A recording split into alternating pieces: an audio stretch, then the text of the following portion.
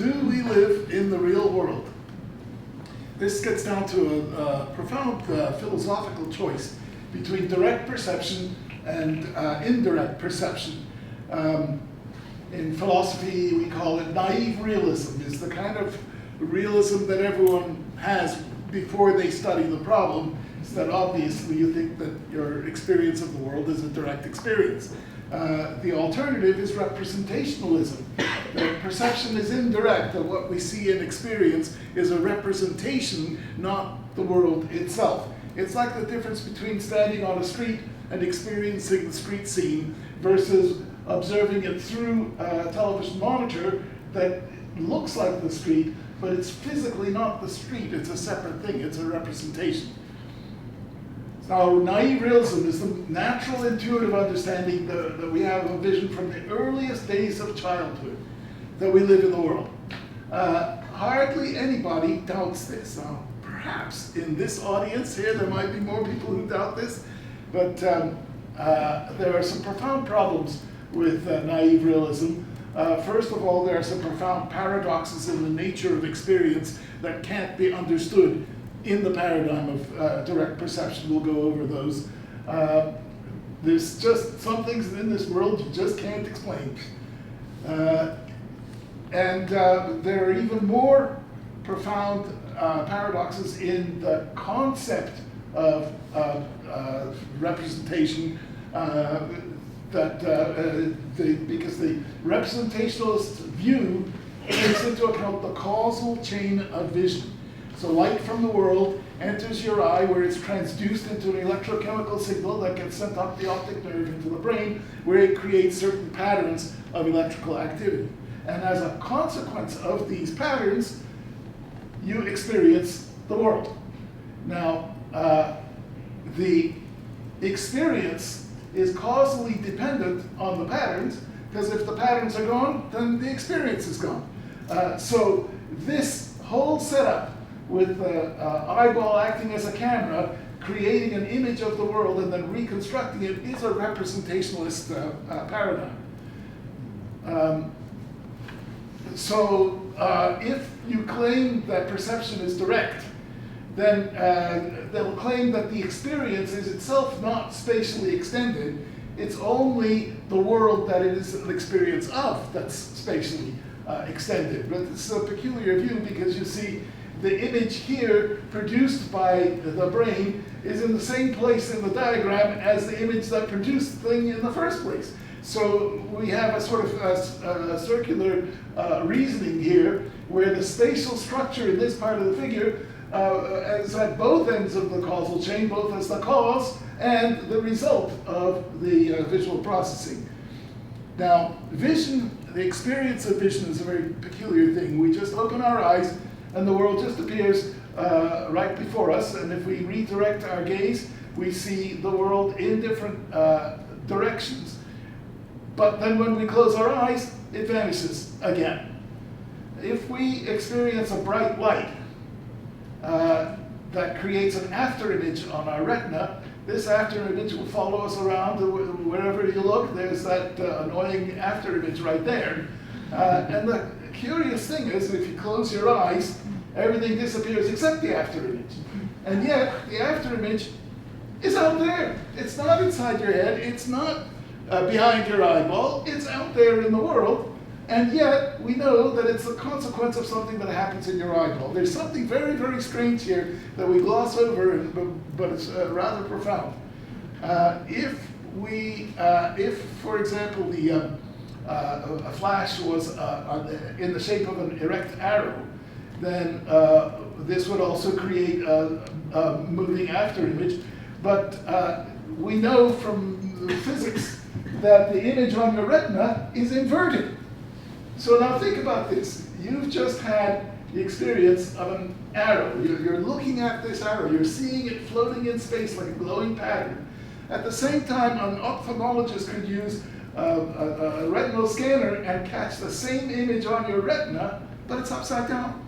How does the pattern from your retina flip back right side up? Does it go through the lens one more time backwards with the light traveling backwards? There's a number of peculiar things like this glitches in the structure of reality that we notice when we're very young, and then we forget all about it later on. For example, this is young Scott McCloud. He has a great book, Understanding Comics, and here's his memory. He says, "When I was very young, I had a recurrent daydream that the whole world was just a show put on for my benefit, that unless I was present to see things, they just ceased to exist. Later in life, I found others who had similar daydreams as children. None of us ever really believed these theories, but we had all been fascinated by the fact that they could not be disproved." Another thing you must have noticed when you were a kid is waking up from a dream. Here you are in this synthetic world, all kinds of crazy, wild things going on. Bing! Now all of a sudden you're lying in bed in a completely different place and time. How does that happen? The fact that you can dream up whole worlds that don't exist should cast the most profound doubt on the ultimate reality of all experience. When we, yes, this is the dream sequence here. This guy's nodding off and he's having a little dream here. When we have dreams, the dreams appear very similar to our normal experience, or sometimes they get a little bizarre, but they appear in the same space and in the same colors as our normal experience. So on the issue of sleep and dreams, is the waking world the real world, or is it the dream world that's the real world? Well, historically, in medieval times, a lot of people believed that the waking world is just a temporary thing and the dream world is the real thing. It's easy to kind of believe that. A lot of us nowadays are materialists. We believe that only the material world is real. But that puts you in a kind of strange corner, because then you can't admit to conscious experience. What's that all about? It's outside of materialism. There is a theory of dualism, that there are two worlds of reality. There's the physical world studied by science, and the mental world, the spiritual world, that's kind of independent of science, although it makes tenuous contact with the physical world, but only inside a living conscious brain.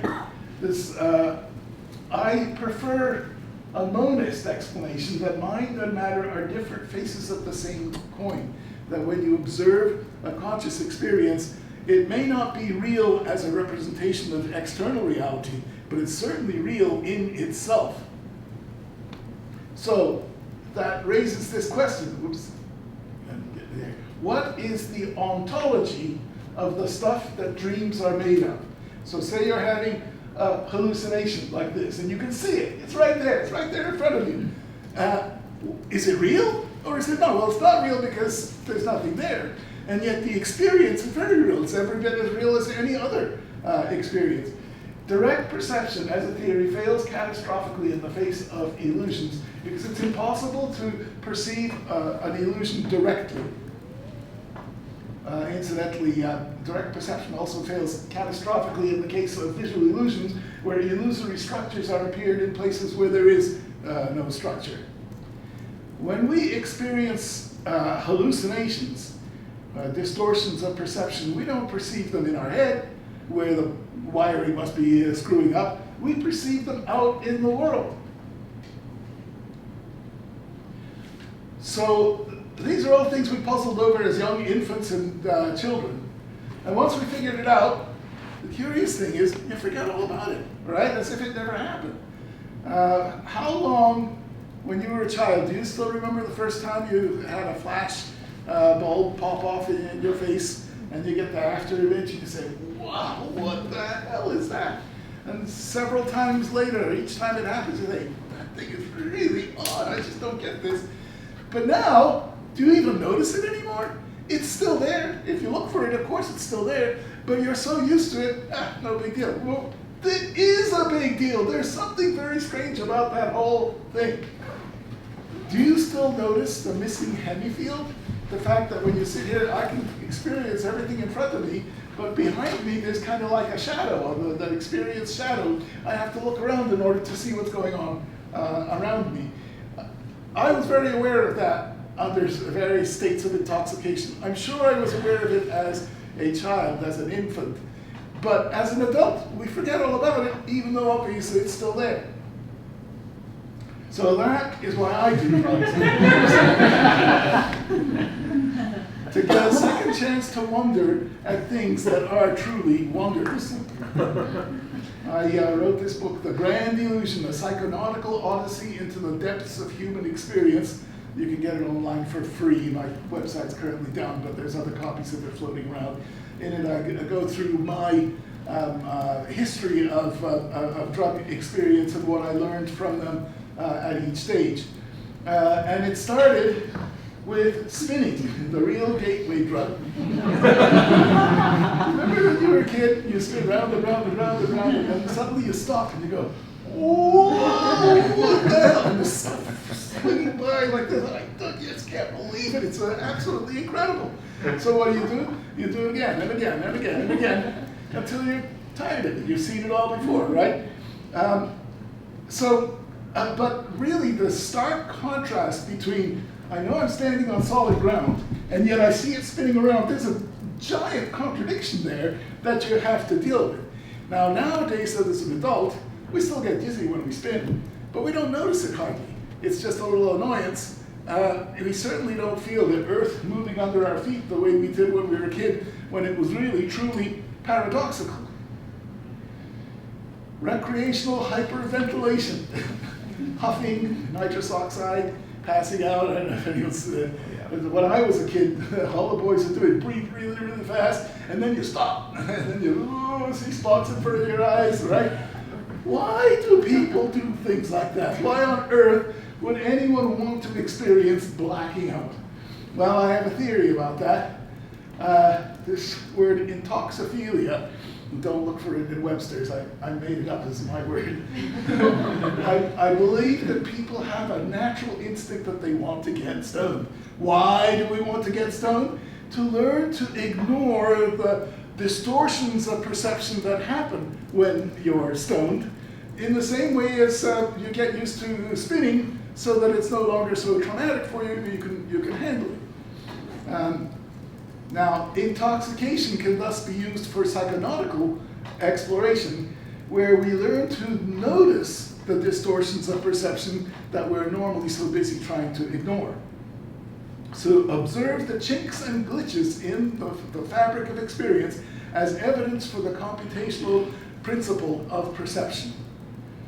Now, after I did my spinning, my next trick was alcohol. As a young teenager, I used to get, rather drunk. And I'd walk home. It was really kind of wobbly, and I'm like, holy Jesus.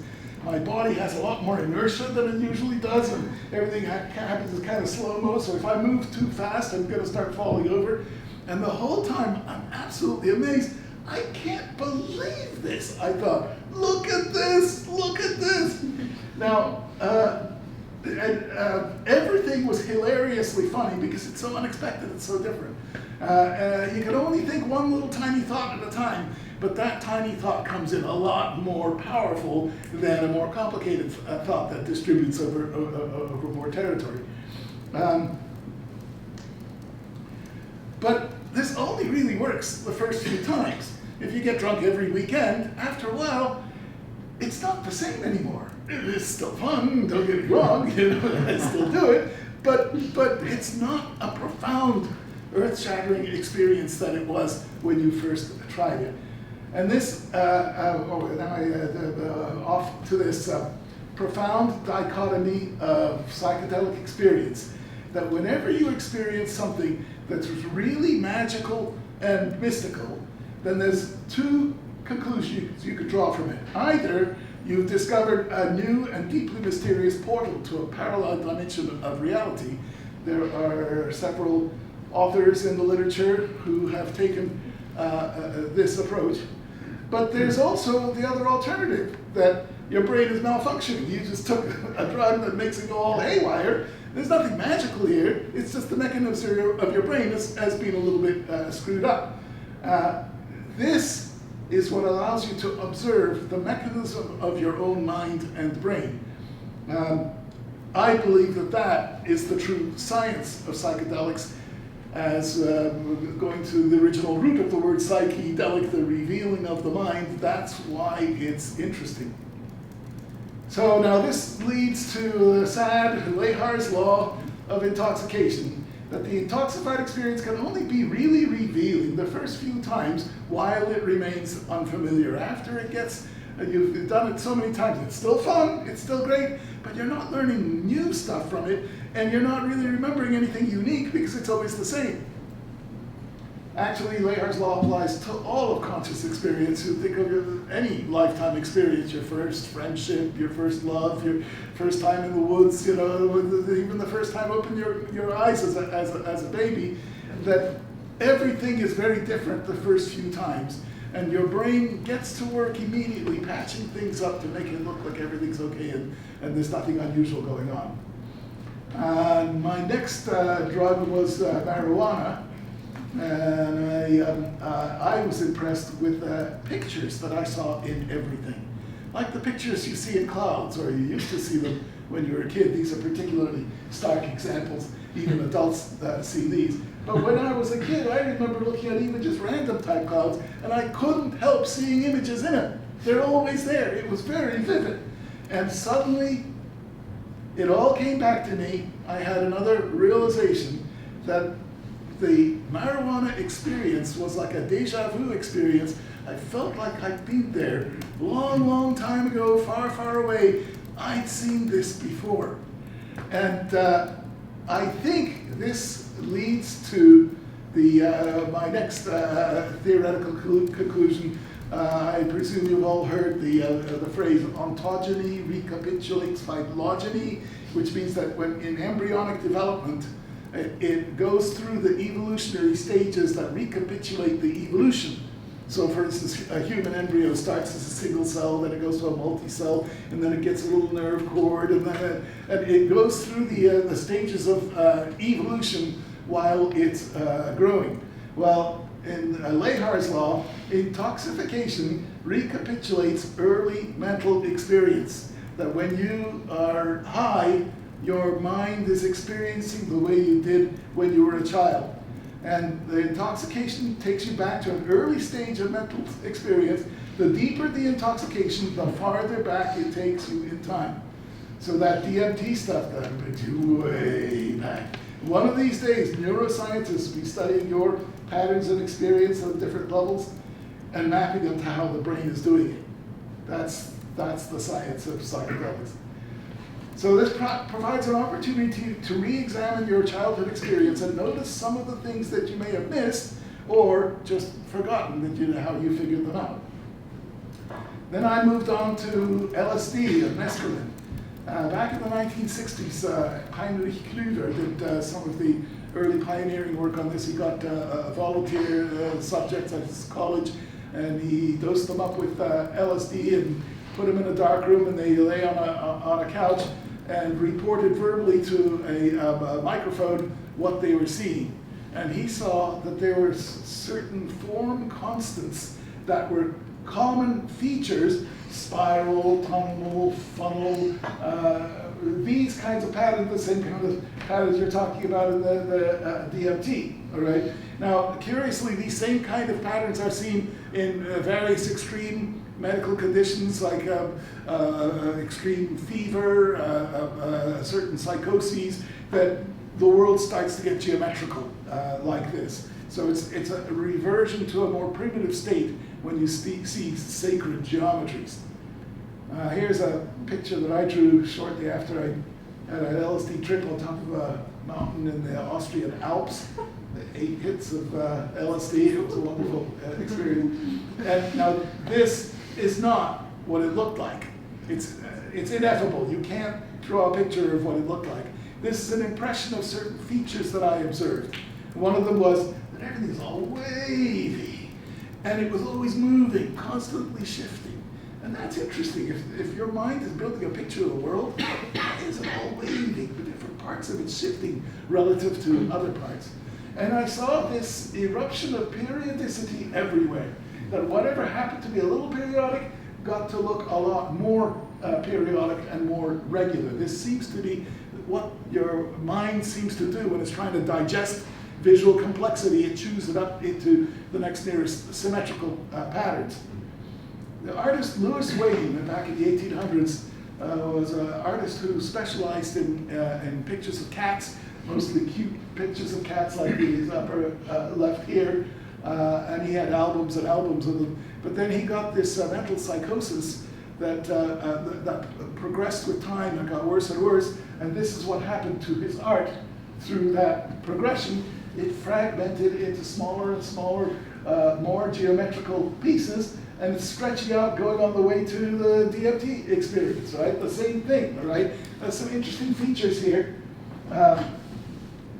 Look at this, these are the normal pictures, but what's that going on in the background there? It's kind of like a little breakout of chaos of some sort over there. I see that on LSD, and I don't see it very clearly. I couldn't like copy it down on it because it's constantly changing. And whenever you look, you say, "What did you look at it more? Oh, no, it's gone. Oh, all right, never mind." It's like the ripples in consciousness as it flows around the visual stimulus. Here are some Alex Gray paintings. Alex Gray is a wonderful artist for expressing these concepts. And again, we see the symmetry and the periodicity. Now, about those eyes, what's with all the eyes, right? And I think in my experience under a variety of substances, what the eyes represent here is not that you're hallucinating a whole bunch of eyes, but that you are those eyes, each one of them, individually and collectively, all at the same time. This is the experience of a fragmentation of your unified consciousness into a million little fragments, one big one in the middle and lots of little ones and some that relate to each other. But each one of those is a separate piece of consciousness, and they're both in the same kind of experience. Now, is that a paradox? Is it impossible? Is it at all possible to have separate fragmented consciousness? I used to think so, but then what about the example of binocular fusion and its opposite, binocular fission? You force your eyes to separate, and now you get two images, all right? If you're not good at doing that, you can take a little mirror, a hand mirror, and put it in front of one eye at an angle so that it looks at a completely different part of the world than the other eye. And what you get is two completely incompatible images. Now, generally, when we see that, we ignore one, maybe even close one eye and look at the other. But you can look at them both at the same time and observe what happens. They shift back and forth. They compete with each other for your attention, and they shift back and forth. And each one is a separate visual experience of the whole room. They're both experienced in parallel, and yet there's kind of quasi-related to each other in the same experience. And that's what I think is happening here. His consciousness has fragmented so much, he's no longer that guy in the middle. He's all those eyes all at the same time. So, hallucination. What do the glitches and artifacts tell us about the mechanism of perception?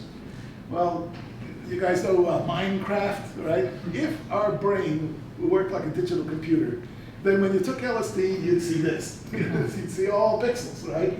That's not what we see. We see nothing like that. When our vision starts to degrade, it doesn't go to pixels, it goes more to this kind of thing. What the heck is this? Another one of these DMT type, this was a Salvia from Salvia Droid, great artist. What are we supposed to interpret from this? Well, first of all, your mind is a great big symmetry engine. It's like a big mirror. The two halves are mirrors of each other. And then the individual element, these faces that are lined up, they're all the same face, but they're all different faces. And not only that, but each face has got a couple, 3, 4, 5 eyes, and yet it's only like one eye socket. So what your mind does is it works with images. It recognizes similarity between similar features in the image, and it locks them together into a unified framework to make sense of them. Here's some, this is naive art, expressing the idea of if you're going to paint the world, but make it more geometrical, more regular, that's what your visual system seems to be doing. is the more naive art. Isn't that beautiful? It's like pleasurable to your senses because it's so regular. Also in perception, one of the things I noticed, first under marijuana, but certainly under LSD, is the multi-stability in perception. Are you familiar with this picture, the 3 Ages of Man? It's Salvador Dali. And it's multi-stable because that feature in the center that first looks like a head, and then it becomes a hole in the wall. It's a void. The solid gets replaced by a vacuum, and vacuum gets replaced by solid. But you can't make a single stable percept of the whole thing. Different parts of it keep shifting asynchronously with each other. Well, this tells you that the mechanism of vision has a multi-stability to it. It flips and flops back and forth between states to try to find the most reasonable solution. Another observational fact of perception is phenomenal projection, or the way that when we look around in the world, we see individual pieces of the world that we're looking at, and yet all of them together give us the impression that we're seeing the whole thing all at once, but we're really not.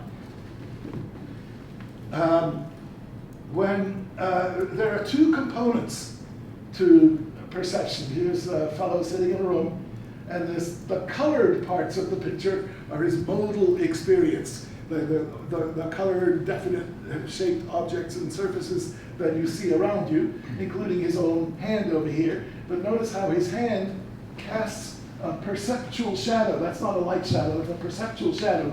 Hold your hand up in front of your face, and it blocks out a part of the world that's shaped like a hand. That's the perceptual shadow. But despite the fact that only some things are painted in modal color, everything is fleshed out in a 3-dimensional amodal structure that even just looking at this corner of the room, you sense the whole room around you. And when you look around, in different parts of the room, different parts of it become clear, but the whole structure remains stable even as you glance from one part to the other.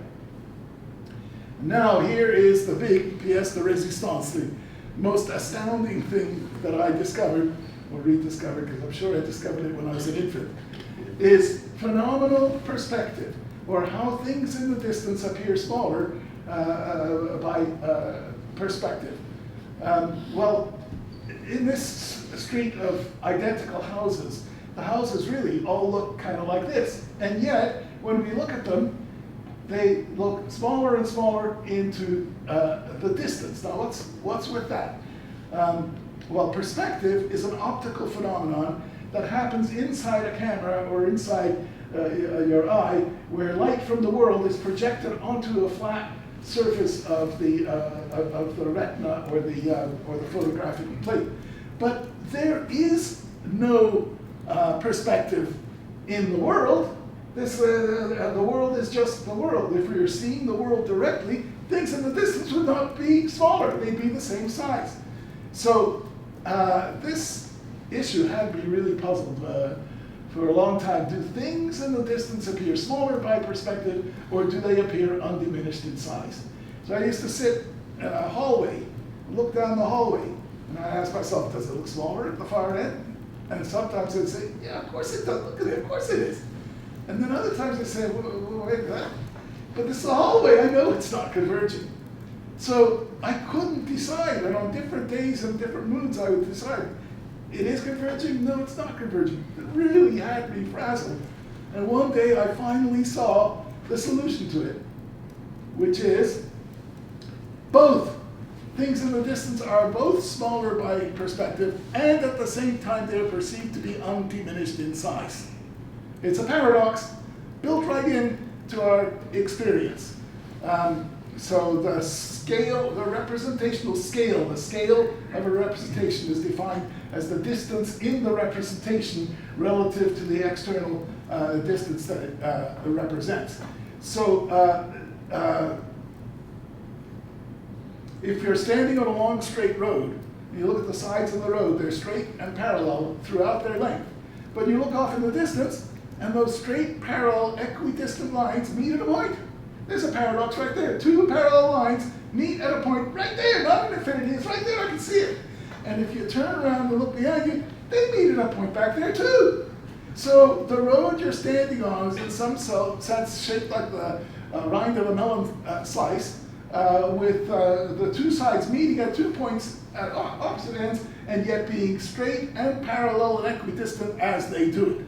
So Eric Schwitzgebel is an author who denies this perspective view. He says, I don't see any perspective distortion in any sense whatsoever. I just see a straight Euclidean world. If he's standing on the railway tracks, he says the tracks themselves look straight. Now he can imagine an image plane, and he can imagine the tracks being projected off the image plane, and he can see that there'd be a convergence there. But forget the image plane, just look at the tracks themselves. He sees no convergence at all. They go straight and parallel all the way to the point where they meet, but they don't really meet. It's like they almost meet or something. So how do you deal with this, right? The guy looks down the street, he doesn't see perspective. Well, of course, we're going to have to do an experiment. So here we go, the Escape Inside Research Institute. I did this experiment in this hallway. I put subjects in the hallway, and I gave them these 3 cardboard models, A, B, and C, and I asked them, which of these models looks most similar to your experience of the hallway that you see around you? So the subjects picked A and B. Now look at these models. This one here is just a rectangular box. Euclidean thing, right? This one is a truncated pyramid or bas relief box, and this one's just flat with etched lines on it. All right. When you look at that hallway, what does it look like to you? Subjects said it looks kind of like a hallway straight, but it also looks kind of like it's narrow at the other end. And many of the subjects picked A and B because they said it looked like both. Now, when we offered the subject a third model, this one here is identical to model B over here, except this one is etched with grid lines that represent the scale of the space. And we tell the subject this is a scale model, but the scale of the model changes with depth in the model, so that things deeper down inside appear smaller, but they actually represent the same length because the size scale has shrunk. When offered this alternative, all the subjects pick it, because this model embodies the duality of size perception that's inherent in our experience. In other words, we use a distorted reference grid to make objective measures of the distorted world in our experience. So the space of our experience is curved. Now, what does it mean for a space to be curved? I heard of object being curved, but what's a space that's curved? Well, in a curved object, it's a straight line, a curved line in that space is defined as perfectly straight if it aligns with the curvature of the space itself. In other words, this road is perceived to be a straight road with parallel sides, and at the same time it's perceived to be at a point at the horizon. The paradox is built right into the experience. No wonder nobody's discovered it. Here's a diorama that I built. It's a 3D model of the world. I used to give this talk and people didn't quite get the whole, but it's all in full 3 dimensions with the distortion applied. I almost brought that thing along today. It was a little too heavy to run.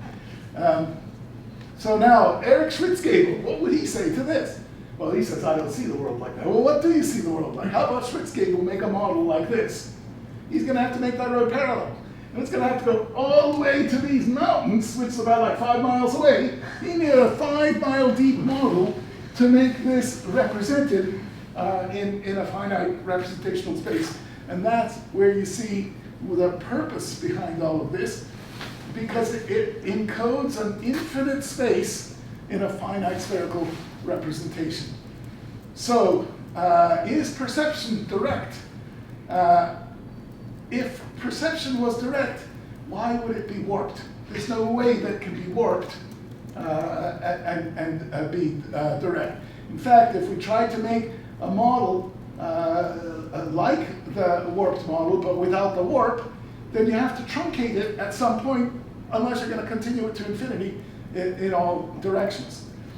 So representationalism is the paradigm for understanding the way the visual system works. Light forms an image on the retina, which is then inverse projected back outward into the internal world of experience. So Empedocles was right, the ancient Greek philosopher who said, light rays emanate out of your eye and out into the world. Well, he was wrong about real light, but he was right about phenomenal light, which is what he was experiencing directly. So, to frame all of this in a different perspective, beyond the farthest things that you can perceive in all directions, beyond the walls, floor, and ceiling of this room, is the inner surface of your true physical skull. And beyond that skull is an unimaginably immense external world, of which all this that you see around you is just an internal virtual reality replica. Here's my book, here's my paper. That's the end.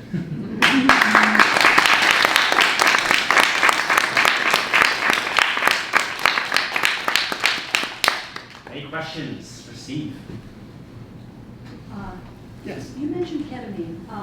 Could you tell us of your experience? Because I just had some ketamine experiences, and boy, the eyes that I saw, I did not perceive them the way you were talking about, all the eyes, but as eyes that were looking at me. And after the experience, when I was outside, I live in Maine by the ocean, suddenly felt that there were a lot of eyes on me. I looked around and I saw that I actually noticed the birds, the animals, and they were all looking at me. And I felt that oneness. So, but the eyes were an interesting part of that experience. And I wondered, what do the eyes have to do with all this in the visions that you have with various drugs? Yeah, well, I've told you my theory. I felt the experience of my consciousness splitting, and then splitting again, and then splitting again, and breaking into smaller and smaller fragments. In some sense, I'm still conscious of the whole array, but in another sense, they are no longer talking to each other. In fact, it happens even just under LSD. If you allow yourself to get into a meditative state and just like passive observe the world, don't try to figure out what you're looking at, just let it come on in, then you will see all of this shifting and stuff. And I have a theory about the entities that you meet in there. I have a theory, and it's I'm not sure you're going to like it. But my theory is that when your mind fragments into separate pieces, they're still kind of remotely aware of each other, and those are the entities. The entities are fragments of your own mind meeting each other inside your head. That's my theory. Because what happens is that you look at them, what are these? And what do they do? They're looking back to you, who the hell, what the hell? Or you might say, oh, this is scary. And they'll say, oh, this is scary, right? So that's the way I make sense of it myself, but that's one of those things. I think it's also worth mentioning, the third eye, the pineal gland. Third eye is the seat of the soul. And you see these themes of eyes in psychedelic experiences. Think about the third eye and, pineal gland, where DMT has been shown to be produced in mammals.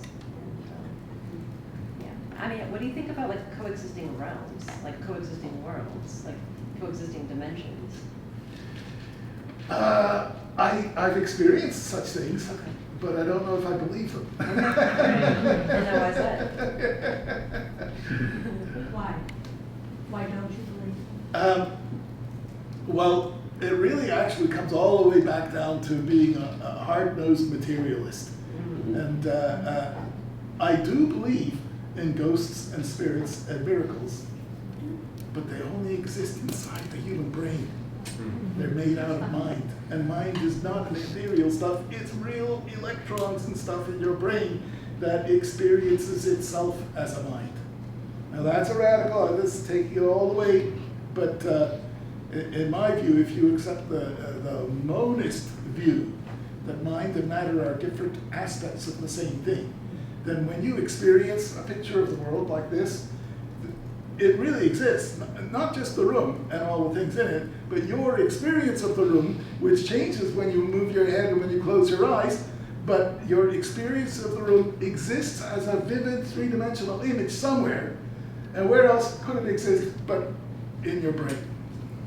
Yes? Steve, I was watching a video and the speaker was saying that we don't see the world for what it is, Yes. but rather for indicators of fitness. And the example that he gave is if our evolutionary ancestors saw a lion and stopped to wonder at its beauty, we would die, Yes.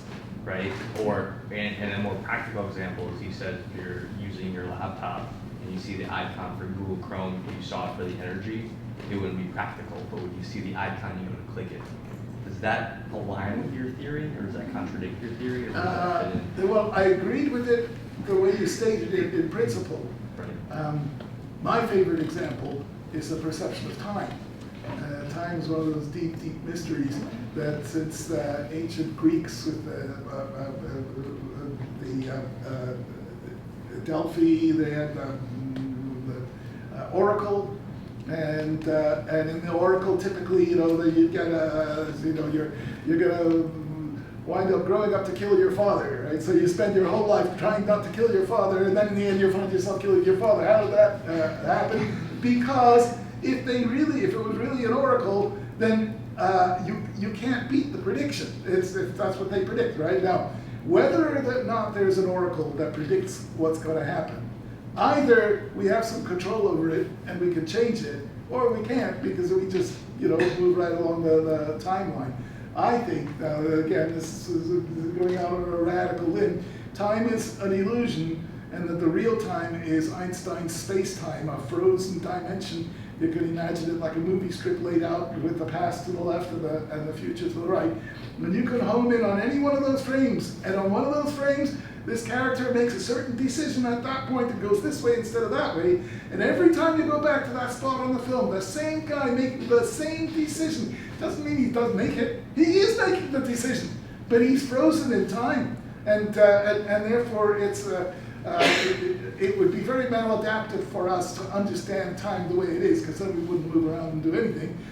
You have to fall for the illusion of time in order for you to structure your life in such a way that in the third dimension it manages to make some kind of sense for you. So yeah, I agree with that. What we see, the features that we see, are sculpted to help us survive, Right. not to show us the truth. So that do you believe in any kind of, do you have any kind of spiritual beliefs? Like, is that more of an evolutionary argument? Yeah, I'm very disappointed in the spiritual beliefs world. I was brought up very religious, and I didn't take to it very well. And I kind of challenged the whole notion of supernatural things, and I read the philosophy of this issue, and it seems to me it's like direct perception versus representationalism, that spirits by their very nature are like unverifiable, right? If you can't verify them, how do you know they're really real? And there's one other thing, this is the thing that really persuades me most, is that I noticed, even in myself, everyone wants to believe them to be true. And that in itself should make you suspect. Or quite the opposite. Or quite the opposite. Right, Yeah. if everyone across time and geography has always had spiritual beliefs, maybe that's something that binds us all together and furthermore proves that something does exist. Or maybe, Kind of in the same vein as like what Joseph Campbell said in The Hero's Journey. yes. Or maybe the dualism that we put into our religions, almost all religions have this mind versus matter duality, that itself is a manifestation of the representational nature of our experience, that we do not experience anything directly, we only experience the representation. So would you also say people who have done ayahuasca and have relived past lives, Right. that's just fragments of the mind, kind of based on your theory? That's the way I would interpret it. Now, it's almost like complaining about someone's religion. I don't mean to be too offensive. This is just my view. Right. People can reach different conclusions. Right. But it's, I would say, the hard-nosed scientific interpretation is any kind of spiritual entity, if it was really true, and you could prove it, that would be really big. That would turn science upside down, and therefore it must be tested, and it has again and again. But what do we know about history and proving stuff, right? Things that we once couldn't prove, we can now prove, and that's based partially on the fact that there's certain unknowns, right? Like, we can't measure what we're not aware of. Right. Or you can't measure what we don't have, the tools that we don't have the resolution to measure, right? Right. We thought people, human beings conceived atoms a long time ago. Yeah. And it's taken until fairly recently to be able to verify their existence experimentally. Yeah. Well, if, for example, you have a theory that your mind has Jeffreys patterns, and they get projected out of your brain to be superimposed out on the world, and that solves the experience problem right there. All right, it's a paradox. How come light coming into the eye makes us see things outside the eye?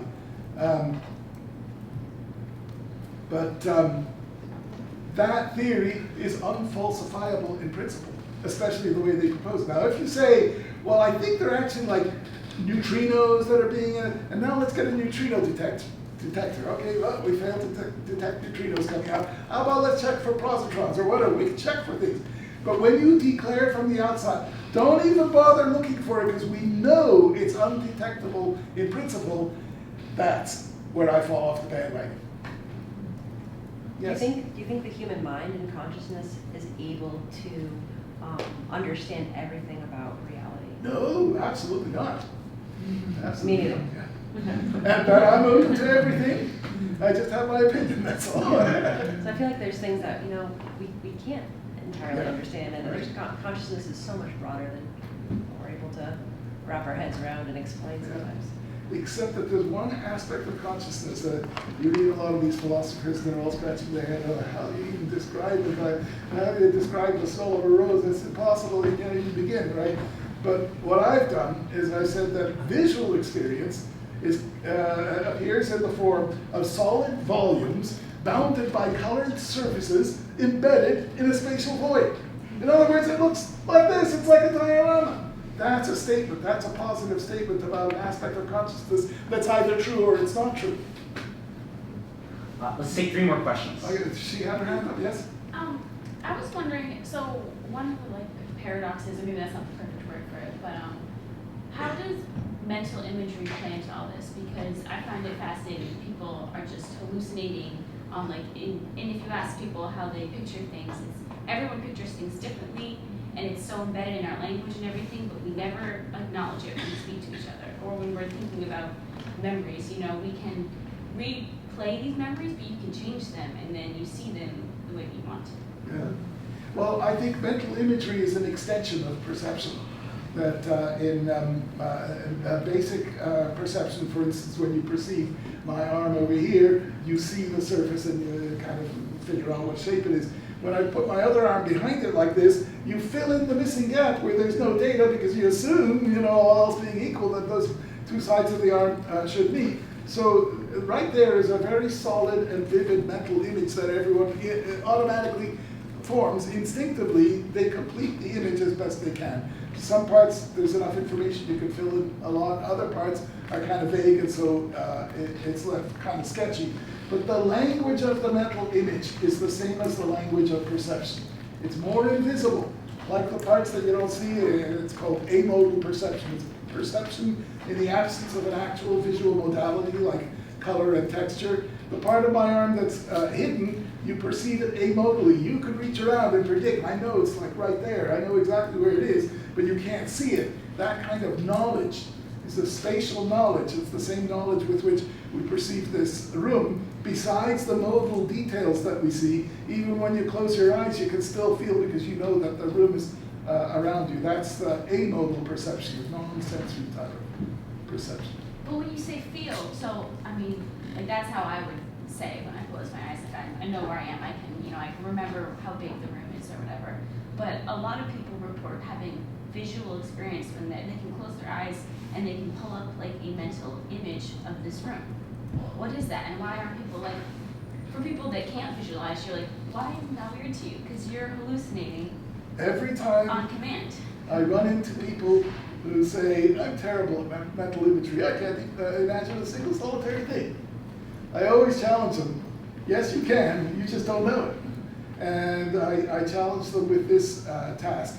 Imagine an imaginary cube right here floating in space. There's the bottom, here are the 4 faces, there's the top. I can move it around, I can push it around. Anyone could do this. I could put it on the table here and put something else on top of it, and I can topple it up. I can manipulate this thing even though there's nothing there.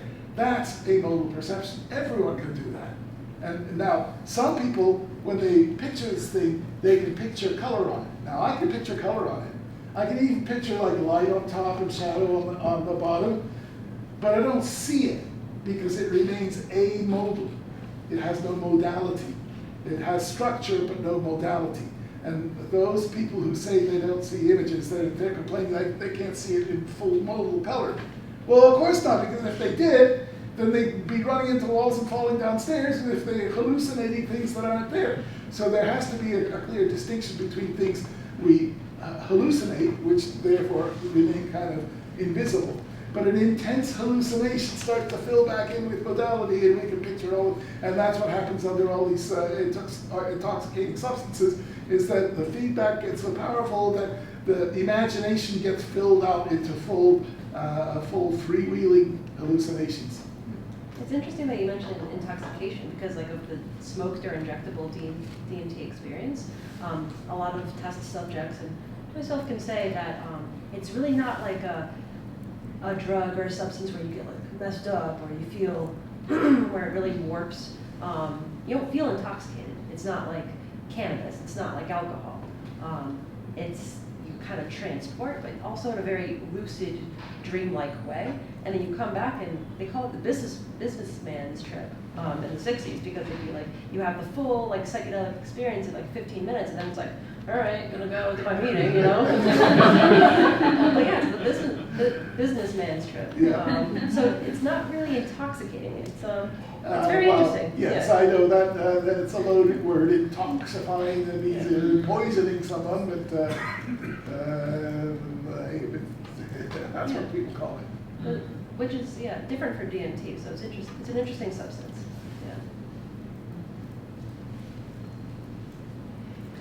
Yeah. Yep.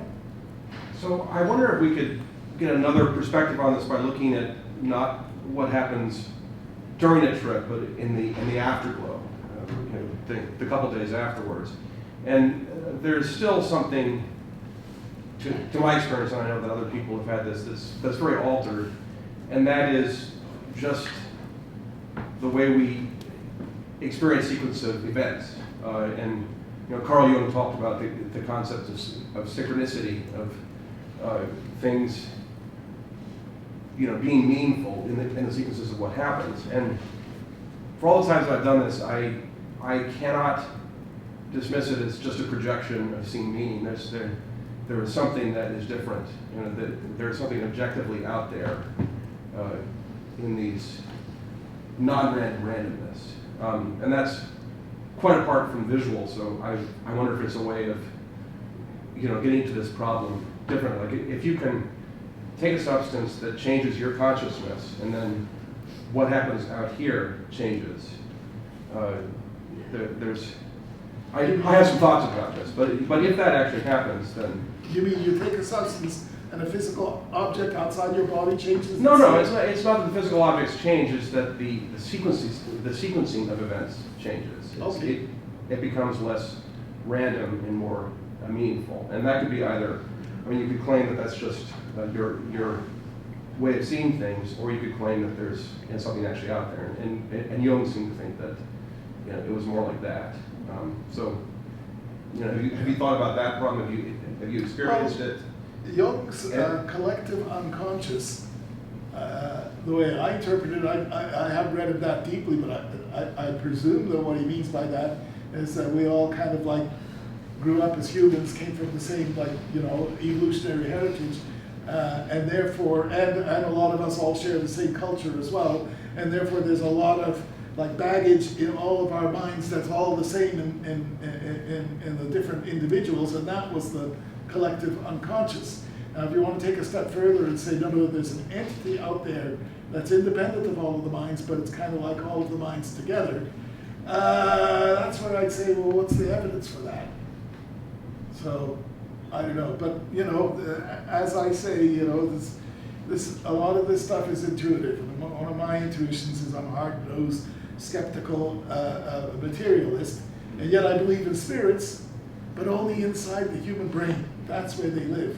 That's where they survive. Can I give you one example? Yeah. So I was at the Science of Consciousness conference in Tucson, which has people all the way from Noam Chomsky, Roger Penrose to Deepak Chopra. I mean, it's a very strange, very interesting mix, and it itself is almost like an altered consciousness. I mean, you start to mix with these people. So the conference was founded by an anesthesiologist named Stuart Hameroff. Mm-hmm. So they had a main stage, which had a cardboard emblem of a brain that was on a pedestal. So they went through all these different speakers, different subjects. Last day, I've been to all these main stage speeches. Last day, the anesthesiologists get up on the stage to give their talks, and the brain falls off the pedestal. They all get there, they sit down, and right at that moment, like a beat, the brain falls off. Now, you can dismiss this sort of thing, but what I found is that after you take psychedelics or after you go into some kind of altered state, more things like this seem to happen. I mean, does anybody else have this? Yeah, I mean, it's been so.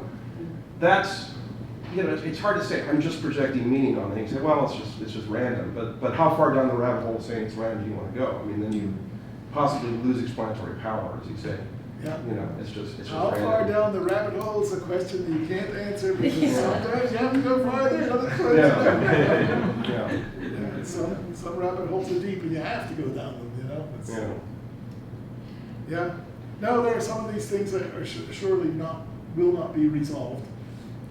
Because, we're all used to people having different religious beliefs or political beliefs, and they get really set in their ways, and it's impossible to communicate between people on these ideas. And the question of consciousness is every bit as foundational as religion and politics and sex and all the other, taboo subjects. That you're talking about your most basic assumption about your experience of the world. And if someone tries to tell you, well, all of this is in your head, no, it's not. Bullshit. They've lived their whole life up to that moment not knowing that, not believing it, and they're not going to change their whole philosophy for you just now because they have to rearrange so many things in their mind to make it fit with the new thing. It's too much work. It's not working. Well, it's not only too much work, it's too destabilizing. It's like you're in the midst of flight and someone says, yeah, let's just change the control laws of your aircraft. And yes, right. Pilot it. So, yeah, I don't try to convert people on what their philosophies are, but I just, I do ask questions. Yeah, I like to hear what people think about it. I like to hear the conclusions that they reach. And hopefully we'll all sort of start converging at some point. Or not. All right, thank you everybody for coming. Thank you to Steve and Paige for talking today. If you're not on our mailing list yet, you can join. I'll write the link down on the shop board. Thanks so much for coming.